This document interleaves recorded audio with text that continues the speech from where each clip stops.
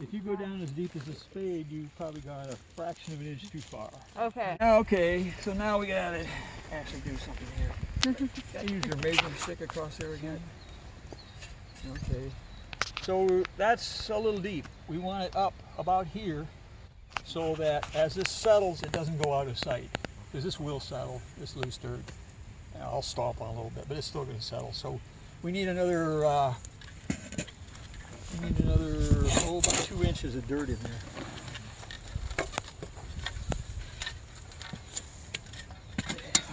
Upside down, that's even better.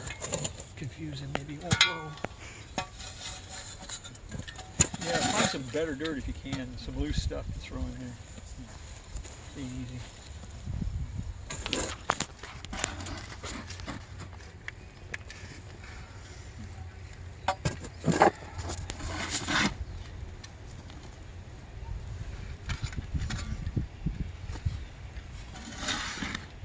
Yeah, we're getting there another inch maybe. Ironically, this is the most important thing you're doing, getting the right depth. The soil around here is so heavy. This is pretty good farm dirt, but remember, this is a farm field. This isn't a subdivision. In subdivisions like mine, I got yellow clay with rocks in it, which is what this would have if it went down to put it to. And I use a pick to dig a hole. And if I fill it full of water, I can come back 2 or 3 days later and there's still water there. So everything I've got is either in a raised bed or in a gopher mound. That'll do it. I think that'll be all right. All right. Give me some loose dirt so I can kind of work it under here. You don't want big holes in here. It'll dry the dirt dry the roots up. If you can, spread the roots a little bit. Cover more ground. Yeah, that's good stuff. Just jump ahead, I'll shove it under. Okay. All right, that'll do it now. They're just gonna rot. But we got 2 reasons we put the mound in here. One, I need it higher. Not that high. Down, boy.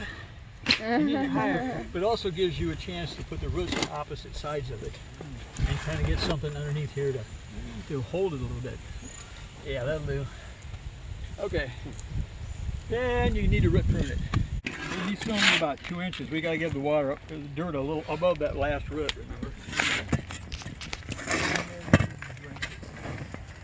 Roots generate from the cambium tissue just under the bark. I see, you know, cambium tissue, and they don't just grow up and down the stem. They almost all grow right at the cut.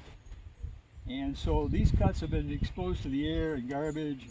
So you need to make a short as cut as possible because you want as much root as possible, but you need to make a nice clean cut on the ends.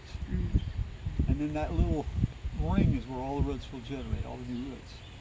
So sometimes roots are just flat in the wrong place, doing the wrong thing, and then you can cut them off. That's pretty good. Okay. So, and I have no idea, how healthy this is, but you can see it's breaking buds up and down the stem. So I have, oh here, this is interesting.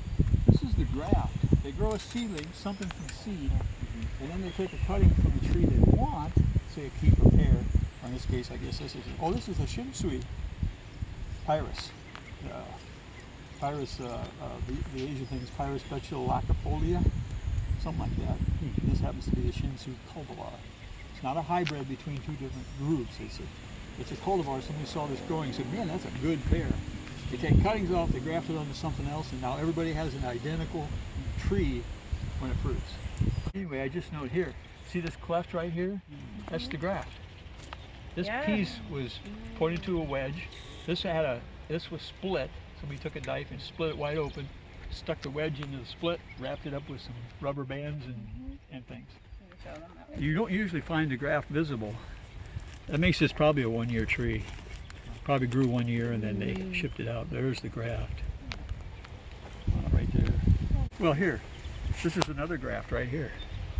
That's weird. Why would they have 2 grafts? I saw that yellow and I wondered because a lot of times they'll mark it and you'll have the graft lower down. So yeah. Maybe that's just a fluke up here of It sure does look like it. There's even there's a grafting tool that makes a wedge-shaped cut like that, just to pop them right in. Well, if that's not it, I know that is. What this is a bud graft. They take one of these good live buds and take a little sliver of stuff with it, make a slice in the trunk down here, and pull it aside, a little T-shaped affair, so they can pull back the bark on the rootstock, slip that little bud piece in there, and then bind that into place. And since it's on the side, you get this side shoot that comes off. They usually let it grow for a year, both pieces grow for a year, because this bud is not going to have any life in it, really, just a couple of leaves when it gets started. But this one has been growing for a couple of years already, and so they let it generate all the energy for the whole affair for 1 year, then they cut off the original stock shoot and let this one grow. It is vital that this graft not be buried. If you bury anything in this soil that deep, it'll die anyway from lack of oxygen in the soil, too much water. But so we need to plant this one above the grade, so it's up high enough. But we also need to plant it at least this deep, this deep in the ground. You know, just above the main where the roots are starting to really be. Sometimes you have a root come up way the heck up there. Don't worry about one root. But where the roots really start, that's the top. And the old joke around the company was, you're not burying it, it ain't dead. You're planting it. So don't bury it, just plant it. I like to put it on this side as much as possible. So we should do all right. Give me a hand with this, will you? Ooh, that'll do. We're not going to hold the tree up very much, but just a little bit of help. It doesn't need a lot. The nurseries rarely stake trees. And then I use this, we call it barking tape. Buy it at Target, not Target. Buy it at Menards, Target, or any of the big box stores. A couple of wraps is easier to handle. This will last about a year and a half before it disintegrates and flies away. And that should keep it pretty much upright for a year. Go ahead and shovel it in. Yeah, usually if you guys pick them up for your order of that tree, when it arrives, then yeah, they always give you the instructions on there, and it tells you to soak it for 24 hours and plant it. So.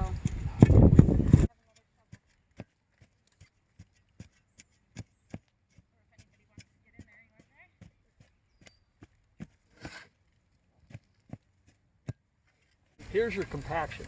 Don't hit the roots, but go around the outside like this. Breaks up the clods, stomps things down a little bit, but well, everything else placed, start to get work.